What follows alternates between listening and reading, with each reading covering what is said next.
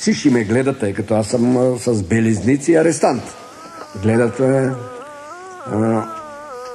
на червени и прочее.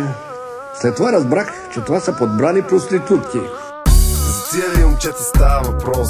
Познавам ги, той един е много прост. Разполага с лични телефони, на времето ми взе всичките жетони.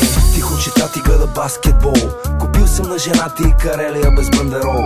Палава е и обича облегалки гола. Чай, че си харесахени сандалки в мола. Лека по лека и нещата си отиват към бой. А ти за какво ме излъга, че каен е твой? Не щех да взимам на пешо калибрата, ама той ми обяви бати цифрата. И какво е то, твое не ще да те пипа?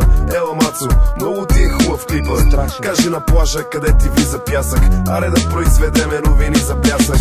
Как не мога да се похваля, какво се случи? Ще се разчуи, много грубо ще се получи. Да не стане да ми пратят призовка. Ще ти уредим тройка с устата и совка.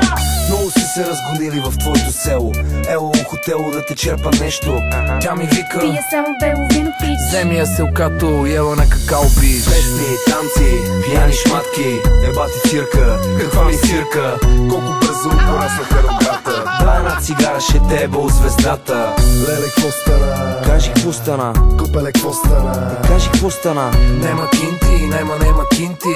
Скоро нема да си взимам Бентли. Песни, танци, пияни шматки, ебати цирка, каква ми цирка. Колко бързо пораснаха рогата. Да, една цигара ще те ебал